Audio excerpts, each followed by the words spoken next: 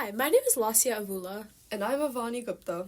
and we had the pleasure and great opportunity of interviewing Rajeev Ram.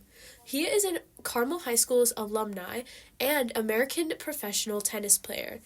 He was ranked number 1 in men's doubles due to his 6 Grand Slams and his silver Olympic medal in Paris 2024. Recently, Ram received an honor from the Carmel High School as one of the school's tennis court is named after him.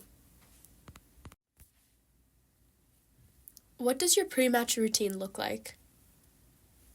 So it's like practice and even sometimes dinner the night before and going through tactics, going through opponents and, all that stuff. It's sort of, I feel like if I have routines like that throughout the week, it helps me sort of just dial in when I'm, getting onto a match court. It doesn't just sort of happen where it's like, oh, it's a match, so let me focus. It's kind of like a whole process, And so I feel like I have to do a lot of things like that to make myself feel like when I'm on the court, that's sort of, on the match court, that's like all I'm thinking about. Do you have any specific routine that you follow, like with your doubles partner before matches? Yeah, I'd say the biggest thing is that we usually try to have like either the night before or if it's a late match, the morning of like a talk about our opponents and sort of what they do and, how we can expect them to play. And then sort of like right before we play, maybe half an hour before, we'll kind of talk about how we want to play and how we want to be out there and what kind of competitors we want to be like. So like, and then after the match, we'll have some kind of, how did we do? Did we do well? Did we not do well? What things we want to improve if we win for the next match or if we don't win for the next tournament, that kind of thing. So it's like almost for every match we play, there's like 3 separate times that we would get together to talk about it. So that really helps me kind of, follow that routine, I guess. Mm-hmm.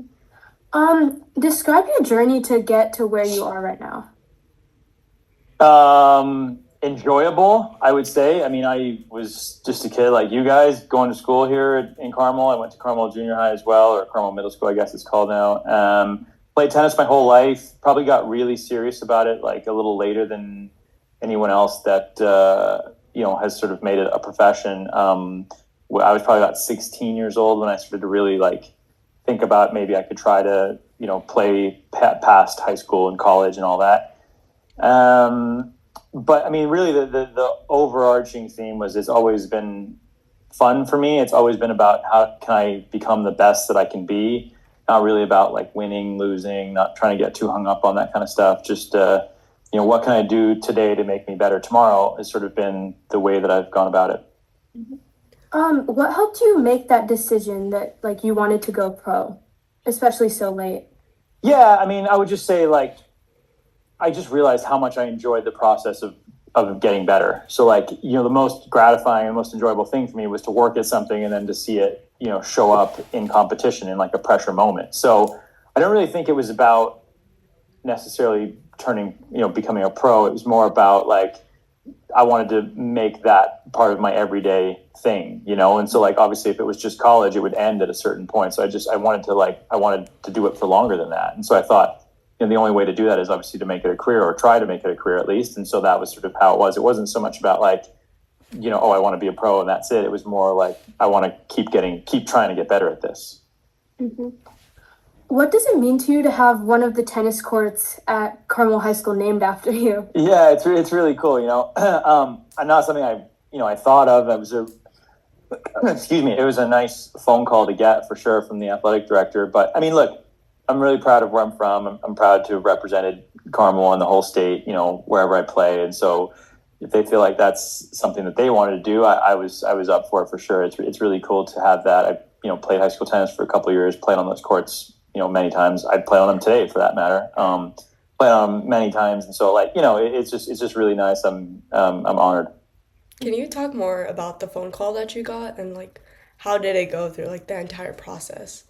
Yeah, so basically, I just got a text from Mr. Inskeep, who's the athletic director, and he just said, "Hey, listen, call me when you get a couple minutes, if we can chat." So I called back whenever I could, and just described how they had this whole renovation going on, and they were very proud of it, which I thought was great, and all that, and then just said, "Look, we would just like to name one of the courts after you and just think it's fitting." And, I honestly didn't really know where it was going when he called. So I was a little bit surprised, I guess. I just, I didn't know what the call was about, but, and then just very appreciative after that.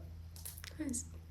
And do you have any favorite memories at that time of school? I know you talked about playing on the courts a lot, but like Mhm. at CHS, your favorite memory, whether or not it's tennis related. Yeah, I mean, look, tennis for sure. I mean, like it was my sophomore year. I played 2 years of high school tennis. So my sophomore year was a really good season for me in high school. I don't remember. I don't think I lost a match, but anyway, I ended up winning state. So that was really cool. But honestly, high school for me was about like just the friends that I had, whether they were tennis players or not, it didn't matter. I mean, still I'm in touch with a few of them, and they're kind of all around the country. And so I was really lucky. I had a really nice high school experience. I didn't have a lot of friends, but the ones I did, I was pretty close to. And so I think just kind of like the memory of that, nothing so much specific, but just it was an enjoyable time. Did you know Todd Whitskin when you were in high school? I didn't. So unfortunately, I was in high school 99, 98 to 2002. He passed away in 97. Oh, So yeah, he passed away when he was only 34 years old with brain cancer. So I never actually got to meet him, which was really unfortunate because obviously he was a great player and I would have, I'm sure, learned a lot, and I think we would have had a pretty cool relationship. Given what I've done, like where my life has gone with tennis. But yeah, it's really too bad. It's certainly a thing that I regret. Obviously, it's a tragedy for him and his family, but certainly a thing I regret that I never got a chance to really get to know him. Mhm. How do you think your time at Carmel High School influenced the way you approach tennis now? I mean, I think obviously when you're that age, it's you learn kind of about yourself, and it's formative years and all that. I think one thing I will say is I always felt like I had so much support from the school, the community, my teachers, principal, athletic directors. Everybody loved the fact that like I was trying my best at a sport, and I think it made me really appreciate my community, appreciate where I come from, and like make situations like this when something happens where they might recognize me for something, or even when I do something where I feel proud of that I'm somebody that's from here doing it. So I think just the whole attitude that I had towards me and my tennis made me feel super proud of being from this city, and I think that started really in high school. Nice. Do you still keep in touch with the school or the school's tennis team now? Like, I know you have the Rajeev Ram Foundation, like with Mhm. youth in Indiana, but anything with the school specifically? Yeah, not really. I mean, I probably could certainly do a bit more. Obviously, traveling around and doing all that makes it hard to sort of like do anything concrete. I mean, I think it may be something for the future, sort of when my playing days slow down a bit. I would like to consider it for sure. But not really. Other than I know that they're way better a team than they were when I was on the team. So that's pretty cool to see that Carmel tennis, both boys and girls, has been so successful. What do you want the students at Como High School to remember about your journey, especially when if we're on that court or just like remembering you in general? I mean, I think just the thing is, I always try my best, right? I don't think that you have to be any level. You don't have to be like, okay, become a college athlete or, a professional artist, musician, whatever it is. Like, if you have a passion for something, give it your all, because I think you're going to learn the most about yourself if you really dive into something like that, especially something you care about, right? And for me, I mean, it happened to become a job or a profession, but just like learning about myself through trial and error of something I really cared about was probably the most valuable thing I got out of tennis. How does it feel knowing you represent the school on such a big stage? Yeah, it's really cool. Like, we're not from the biggest town. It's a smaller-ish town, and I think it's really nice to, whenever something happens and someone says, "Oh, I'm from Carmel, Indiana," I love it. I think it's great. So I think it's really cool that I get to do it. I root for anybody else that is in the same boat and represents the city in a good light. And I think it's really cool. I'm very proud of it. Do you have any advice for current tennis players or just any athletes in general who are dreaming of making it to the professional level? I mean, just kind of the same thing as anybody else, right? You have to give it your all. You have to be willing to like go that extra mile, not in terms of like hours spent, but just engagement. I think that's the one thing that sometimes people miss is that, oh, I spent 4 or 5 hours, but it's like, how many of those hours were you really, really engaged in what you're doing? And it's way better to spend an hour being engaged rather than to spend 4 hours being sort of half involved, you know? So I think, you know, whatever it is, whether it's athletics or, you know, music or, you know, academics, whatever it is, if you want to be super successful at it, it's going to take everything you've got. And I think that's a pretty important thing. Great. Yeah. I do want to go back to like your journey with tennis. Can you go into deeper? Like, when did you start? Who did you start with? Like, which like, how did you get on varsity? Like, freshman, JV, all that, like, entire thing. Do you mean like just in high school or just like how did I start even from the beginning? Yeah, from the beginning. Okay, so I don't actually remember my first day playing tennis. I mean, I started before I like had memories. So like, you know, I remember tennis being a part of my life forever. You know, I just played because I loved it. I played with my dad basically every day from the time I can remember until about 12 years old. It was just something we did together. He'd come home from work and we'd go, you know, we lived a few different places before Indiana. So we'd go to either like a local park or a club or something, you know, indoor courts that we were members at, and we would play. And that was it really. And then we moved here when I was 12 and started to like, you know, play a bit more and, you know, with some other kids. Him and I stopped playing as much. I kind of sort of got a little bit better, I guess. Excuse me. And so, started to play with some other kids around, and then high school tennis started as a freshman. I only played 2 years. We actually had a really good freshman class that year. I think there was 3 of us that just played varsity straight away, so we didn't play, you know, freshman or JV or anything like that. And then that was cool because obviously, you know, it was my first time really being on a team and experiencing that, and that was very different for a tennis player. Like, I mean, we play everything by ourselves, so like all of a sudden now you're on this team and you have to kind of like learn what it means to support teammates and all that. And I played 2 years, and then it got to be the point after that where like I was traveling a lot for some other tennis stuff, you know, like, you know, national competitions and whatnot. And I couldn't really make it work anymore. So I decided to not play the last 2 years. But I think that was where, like I'm saying, the school and everybody else was super supportive of that because they knew that I was trying to, you know, be as good as I could be. And in tennis, that kind of means sometimes, you know, not playing high school tennis just because of the commitments it is. So that was really it. I mean, I had a great time though for the 2 years that I played. I had, you know, cool teammates. And like I said, it was the first time I was really on a team for something in tennis, which I thought was pretty neat. Well, seeing that tennis has been such a big thing about your life, is it like a love-hate relationship with it at any points? Like, is there times when you just don't want to do it? Or is it like something that's like the best thing in the world for you? That's a good question. So like there's parts of it now which I don't want to do. Like, for example, getting on a plane and going, I mean, it sounds crazy because I'm super fortunate that I get to go to all these places around the world and play, but like 20 years in, it's not always the most fun thing to do to get on a plane and go into a different country and jet lag and flying and all this and that. So like there's the travel portion of it, which sometimes I'm just like, oh man, that's really tough. But I must say I haven't had too many times where it's been like an extended period of time where I'm just like, oh, I don't want to play or anything like that. Like, I do genuinely love the game. It's just some of the stuff that comes along with it, along with being a professional, I'm getting a little bit tired of for sure. All right, that sounds good. Oh, sorry. No, go ahead. When you're in a match, if there's something like looking down for you, like you're losing or you're down a set, how do you stay positive in those times?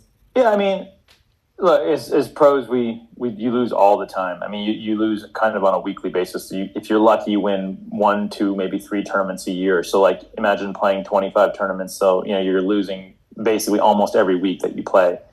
So it's not something that is like, I don't know, out of the ordinary. But I would say for me, if I'm trying to find my way back in a match specifically, it starts with small wins. Like, okay, let's play one good point here. Whatever that, they may not even be winning the point. Let's hit one good shot here. And then maybe one good shot turns into 2 good shots. And maybe 2 good shots turns into 1.1.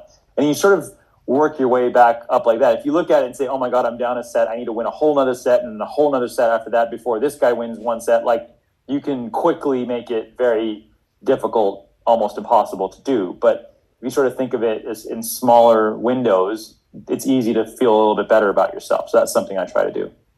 Yeah. Makes sense. Well, I do also want to ask about the Rajiv Ram Foundation. Like, how did you come to creating this foundation? What sparked that idea that I do want other kids to also have the chance to play tennis?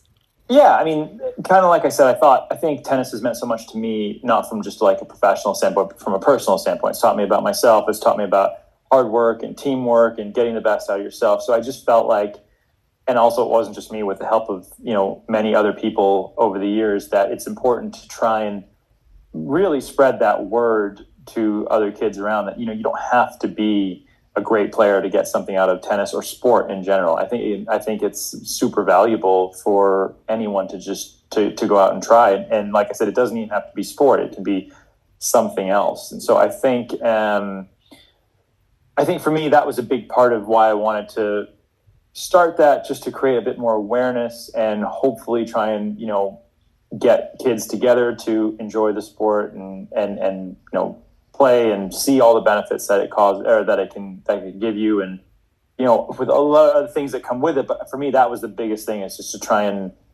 raise awareness for how great the game can be. Makes sense.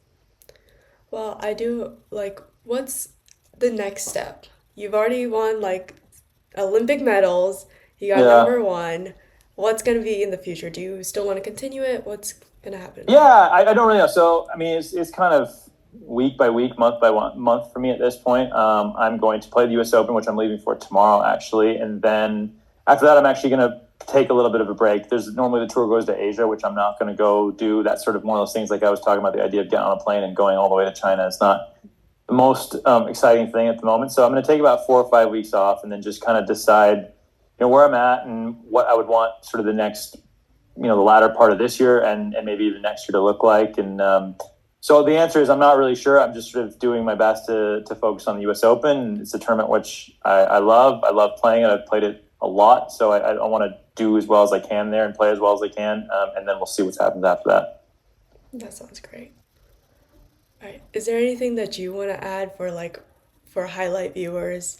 Anything for the students? No, but I do remember, this is going to date me a lot, but I remember reading the highlight quite a few times, at school and all that. And I just think it's so cool to, that I'm talking to you guys write for it. And I didn't even know that it still existed, which is pretty cool. The fact that the paper still exists, or the news outlet. So yeah, it's pretty cool to be interviewed for it, for something that I definitely remember reading a lot when I was your guys' age. Yeah. We've gone online now though. Yeah, I know. So I figured it wasn't an actual paper, but whatever it is, it's still cool. So thank you so much for your time. Yeah. Congrats on your Cincinnati Open win. Thanks a lot. Appreciate that. Thank you very much. Well, good luck with the U.S. Open. Yeah. Thanks, and Good luck thanks for you guys. tomorrow. Thank you guys for doing this. Yeah, I appreciate it. Thank you guys for doing this. It was fun. Thank you Thank for you so coming. Okay. All right. Talk to you later. Yes. Have a good Bye. day. Bye. Have a great day. Thanks. You too.